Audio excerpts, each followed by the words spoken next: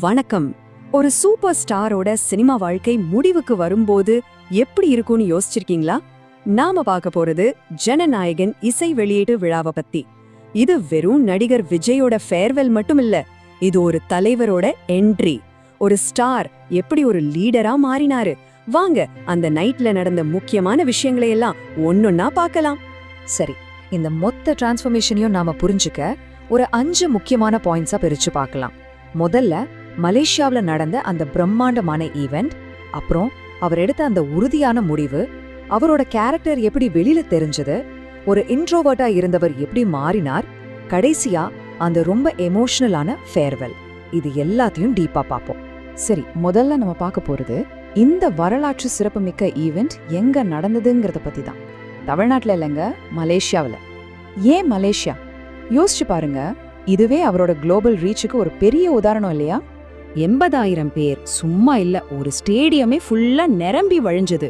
யோசிச்சு பாருங்க, இது வெறும் ஃபேன்ஸ் கூட்டம் மட்டும் இல்ல, ஒரு சகாப்தத்தோட கடைசி சாப்டரை பார்க்கறதுக்கும் ஒரு புதிய தலைவரோட தொடக்கத்தை கொண்டாடவும் உலகத்திலிருந்து வந்து குவிஞ்ச கூட்டம் அது. சரி, இவ்ளோ பெரிய கூட்டத்துக்கு முன்னாடி விஜய் என்ன சொல்ல போறாரு? இதுதான் அன்னைக்கு எல்லாரும் மனசுலயும் இருந்த $1 மில்லியன் கேள்வி. அவர் சொன்ன விஷயம்தான் அந்த இரவோட ஹெட்லைனு. சினிமாக்கு முழுசா முழுக்கு போட போற அப்படிங்கிற அவரோட அந்த அசைக்க முடியாத முடிவு. இப்ப பாருங்க, விஜய்க்கு முன்னாடி 2 சாய்ஸ் இருந்துச்சு. ஒன்னு, இவ்ளோ அரசியல் விமர்சனங்கள் வருது, சரி ஈஸியா இன்னொரு படம் பண்ணிட்டு போயிடலான்னு நினைக்கிறது. இன்னொன்னு, கஷ்டமான இந்த அரசியல் பாதை. அவர் எதை செலக்ட் பண்ணாரு? தன்னோட சினிமா கெரியருக்கே ஒரு ஃபுல் ஸ்டாப் வச்சாரு. இதுல எந்த ஒரு கன்ஃபியூஷனுக்கும் அவரிடம் கொடுக்கவே இல்லை. ரொம்ப தெளிவா, நான் சினிமாவை விட்டு விலகிறேன், இதுதான் என் கடைசி படம், இது ஏன் கடைசி படத்தோட இசை வெளியீட்டு விழா அப்படின்னு திரும்ப திரும்ப சொல்லி தன்னோட முடிவை ரொம்ப ஆணித்தரமா பதிவு பண்ணாரு. உண்மையில இந்த உறுதி அவருக்கு ஒன்னும் புதுசில்ல.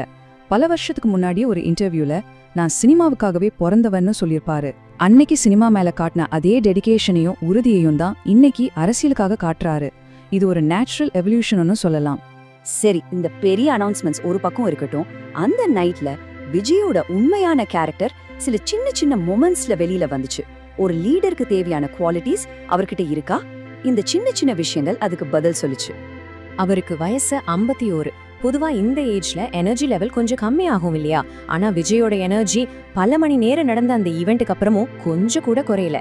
இது ஒரு அரசியல்வாதிக்கு எவ்வளவு முக்கியமான பிசிக்கல் ஃபிட்னஸையும் மென்டல் ஸ்ட்ரெங்கையும் காட்டுது பாருங்க. உதாரணத்துக்கு, ஸ்டேஜ்ல அவங்க அப்பாவை பார்த்து ஒரு சின்ன குழந்தை மாதிரி ஓடினது அவரோட பணிவை காட்டுச்சு. கூட்டம் அரசியல் கோஷம் போட்டப்போ அதை போல